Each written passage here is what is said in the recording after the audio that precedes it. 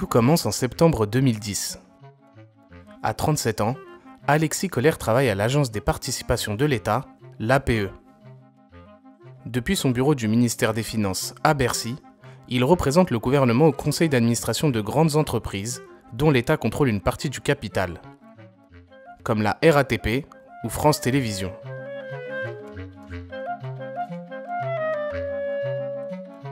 Journaliste à Mediapart, Martine Orange enquête depuis des années sur le monde de l'entreprise et l'économie. Qu'est-ce que c'est qu'être administrateur de l'État? Vous parlez au nom de l'État, au sein du conseil d'administration, vous donnez la position de l'État, vous êtes informé aussi de toute la stratégie de l'entreprise dans laquelle vous êtes associé, et donc vous êtes informé aussi de tous les problèmes de financement, des commandes, enfin vous suivez la vie de l'entreprise avec des informations qui sont très importantes. En tant qu'administrateur de l'État, Alexis Coller siège également au conseil de surveillance du port du Havre et des chantiers navals de l'Atlantique à Saint-Nazaire. Parmi leurs principaux clients, un géant italo-suisse du transport maritime, la Mediterranean Shipping Company. Au port du Havre et au chantier naval de l'Atlantique, Alexis Coller va participer à des discussions qui concernent directement MSC. Il participe aux délibérations du conseil d'administration du port autonome du Havre, dont le principal opérateur, le principal exploitant, c'est MSC. C'est le plus gros. Hein, c'est l'un des géants dans le monde, dans ce domaine, transport maritime. Au chantier naval de l'Atlantique, MSC est encore plus incontournable.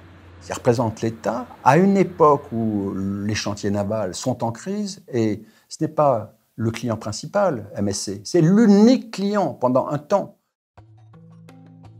Et cet unique client, Alexis Coller aimerait bien se mettre à son service. En 2014, il demande à la commission de la déontologie de la haute fonction publique s'il peut quitter le cabinet de Pierre Moscovici pour aller travailler chez MSC. On appelle ça le pantouflage. Mais comme il vient de gérer des dossiers impactant la compagnie, il y aurait conflit d'intérêts. Sa demande est donc refusée. Du coup, Alexis Coller reste à Bercy comme directeur de cabinet d'Emmanuel Macron. Et en 2016, le scénario se répète. Coller demande à nouveau à la commission de déontologie s'il peut rejoindre MSC. Cette fois, elle va se montrer plus souple. Le temps avait passé, il a des attestations. Notamment, il y en a une qui est très forte, hein, qui est celle de l'attestation de son patron, Emmanuel Macron, ministre de l'économie, qui dit il n'y a eu jamais dans son comportement le moins de conflit d'intérêts. Voilà, donc il y a, c'est ça qui convainc les membres de la commission de déontologie. Le 6 octobre 2016, Alexis Coller obtient enfin son feu vert pour aller se mettre au service de MSC. Mais avant de rejoindre le géant italo-suisse, il est nommé directeur général d'En Marche, le mouvement lancé par Emmanuel Macron pour sa campagne présidentielle. Un mois plus tard, Coller rejoint enfin MSC en tant que directeur financier. Il s'installe alors à Genève, payé par MSC près de 28 000 € par mois. En parallèle, il va continuer à animer en coulisses l'état-major de la campagne d'Emmanuel Macron.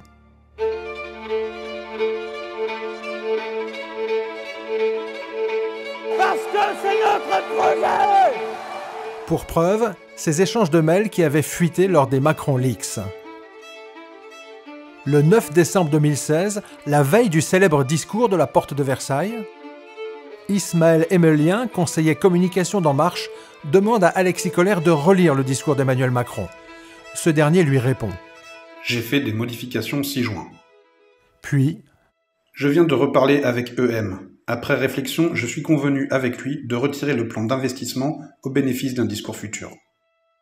Le 3 mars 2017, une proche d'Emmanuel Macron qui se rêve candidate d'En Marche aux législatives va jusqu'à féliciter Alexis Coller de réussir à travailler en même temps pour MSC et pour la campagne d'En Marche. La publication du programme hier me donne l'occasion de t'envoyer ce message. Bravo pour la séquence. Je crois que tu gères ça la nuit, quand tu es à Genève le jour? Quelle est ta recette de surhomme? En mai 2017, Emmanuel Macron est élu président de la République.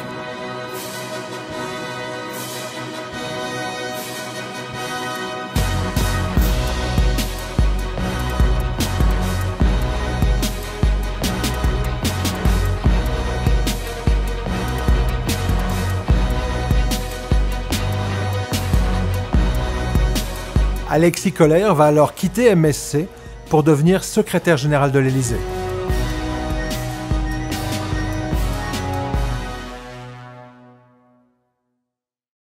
Dans la foulée, Emmanuel Macron va prendre une décision totalement inattendue dans un dossier industriel impactant directement MSC. Pour son premier déplacement en France, Emmanuel Macron, casque de chantier sur la tête, a choisi Saint-Nazaire. Explication. Depuis 2006, les chantiers de l'Atlantique sont détenus par un constructeur naval sud-coréen, STX. Mais au printemps 2016, les Sud-Coréens font faillite. Du coup, il faut trouver un repreneur pour les chantiers de l'Atlantique. Début 2017, la justice française choisit le constructeur naval italien Fincantieri. Mais le patron de MSC, Gianluigi Aponte, voit d'un mauvais œil l'arrivée du constructeur public italien en France. Le 31 mai 2017, Emmanuel Macron inaugure aux côtés de Gianluigi Aponte un nouveau paquebot de MSC construit par les chantiers de l'Atlantique. Le président fraîchement élu va en profiter pour remettre en cause l'accord précédemment conclu avec Fincantieri. Des discussions ont été engagées par le précédent gouvernement qui dessine l'entrée d'un constructeur italien au capital, Fincantieri. Je veux d'abord vous dire que je me réjouis et me félicite d'un rapprochement industriel entre STX France et Fincantieri, et je veux donc que ce partenariat italien industriel puisse se poursuivre et se consolider. Mais je veux aussi vous dire qu'au-delà, en lien avec nos amis italiens, je souhaite que les équilibres de principe trouvés en avril 2017 puissent être revus. Soulagé, le patron de MSC se félicite alors de ce revirement. Si les chantiers devaient tomber entre les seules mains de leur concurrent Fincantieri, cela créerait sinon un monopole, du moins une position dominante problématique. M. Hollande avait bien compris le problème, M. Macron aussi. Quelques semaines plus tard, Bruno Le Maire, alors ministre de l'économie, confirme le revirement du gouvernement en faveur de MSC.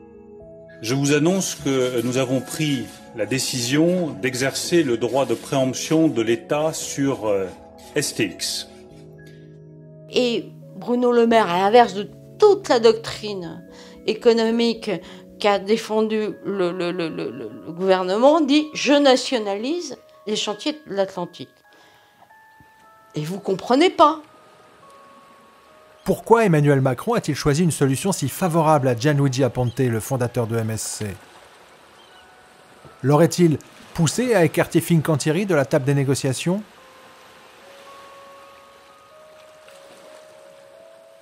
En mai 2018, Martine Orange va faire une découverte incroyable. Alexis Kohler serait lié à la famille Aponte. C'est-à-dire que sa mère, la mère d'Alexis Kohler, est la cousine germaine, l'épouse du fondateur de MSC, c'est Gianluigi Aponte.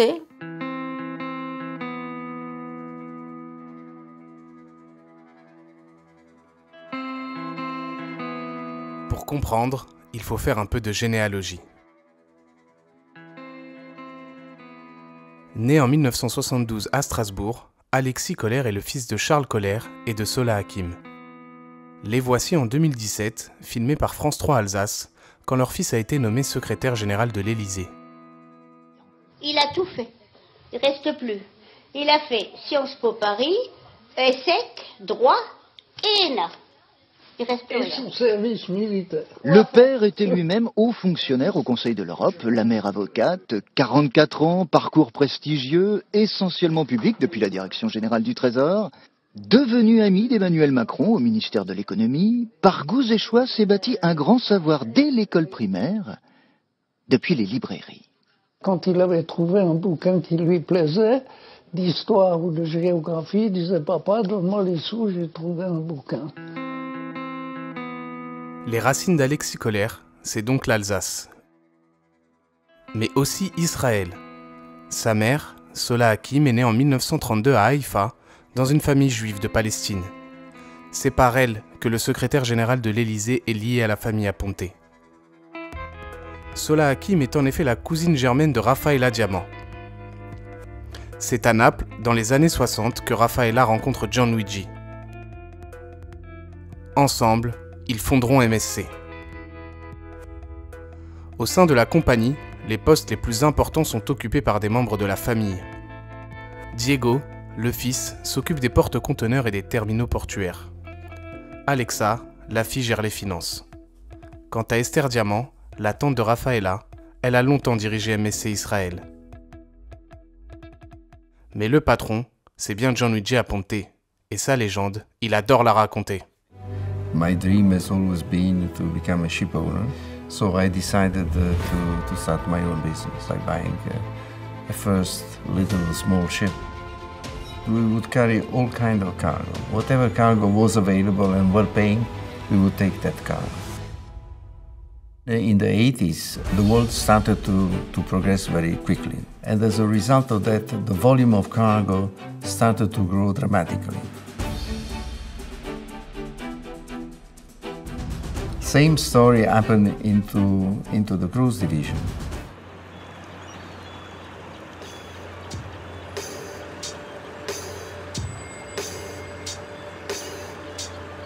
En 50 ans, Raffaella et Gianluigi Aponte ont fait de MSC le numéro 2 mondial du transport maritime de marchandises.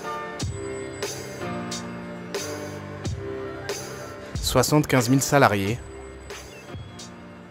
500 porte-conteneurs, 20 paquebots de croisière et 25 milliards d'euros de chiffre d'affaires par an. Ça, c'est côté pile.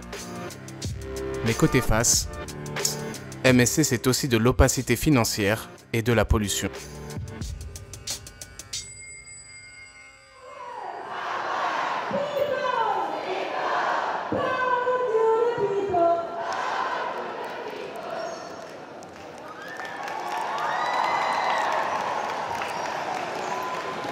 Noi siamo qua per salvare il pianeta! E io? E voi? Noi siamo stufi di sentire parole a vuoto, di sentire oh che bello, siamo sostenibili, la svolta green. No, qua bisogna fare cose sul serio.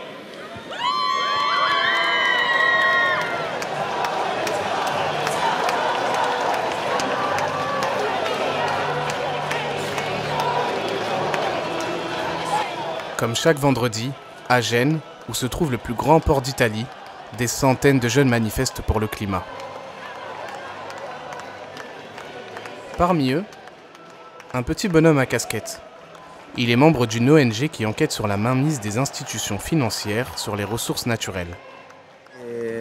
Oggi siamo qui per la manifestazione di Fridays for Future per una città come Genova che basa la maggior parte dei suoi business sul porto e l'incidenza del traffico portuale sull'inquinamento è superiore al 60%. MSC è uno dei player più grandi che insiste nell'area portuale e che beneficerà nei prossimi anni della maggior parte degli investimenti per allargare i suoi traffici e quindi per impattare ancora di più sul clima. Pour les manifestants, la pollution des paquebots géants de MSC, cela commence à bien faire. Noi sappiamo quanto la questione climatica sia legata all'inquinamento delle grandi navi. Noi sappiamo quanto la logistica mondiale sia un fattore importante per il cambiamento climatico ed è qui che bisogna lavorare sicuramente. MSC è una delle grandi sorelle della logistica. Qua approfittano di vincoli legali, giuridici che gli permettono di fare una serie di cose, una mancanza di controlli che è la cosa principale che permette a tutti di fare quello che cacchio vogliono. Non seulement MSC pollue, mais en plus la compagnie qui a implanté son siège à Genève entretiendrait une opacité sur ses finances. Quando abbiamo conosciuto MSC non capivamo bene la storia perché era un nome italiano, un'azienda svizzera e abbiamo ricostruito un po' la storia della famiglia Ponte. Lavorare su MSC è ed è stato molto complicato perché per come è la loro struttura societaria loro non sono tenuti in tutti i paesi dove sono registrati a presentare un bilancio pubblico. Ufficialmente la holding possiamo dire che è un'azienda a conduzione familiare e fa un po' strano che la più grande holding di logistica al mondo sia gestita come se fosse una bottega di un paesino. Une boutique de village qui dispose tout de même d'une trentaine de filiales dans des paradis fiscaux comme le Panama, Chypre, Malte ou Guernesey. Sfortunatamente non possiamo valutare quanti soldi di MSC si muovono verso i paradisi fiscali. Al momento possiamo dire che c'è una relazione molto stretta fra alcune società che pubblicano il bilancio, la holding e delle altre società che spesso sono in paradisi fiscali. Retrouvez la suite de cette enquête sur notre chaîne YouTube ou directement à la fin de cette vidéo. Off Investigation, c'est des documentaires que les chaînes n'osent plus produire. Grâce à vous, notre liberté éditoriale est totale. Vos dons nous permettent d'enquêter et de révéler en vidéo à des millions d'internautes les coulisses d'un monde qui dérive trop souvent à l'abri des regards. Aidez-nous à déverrouiller l'information, faites un don.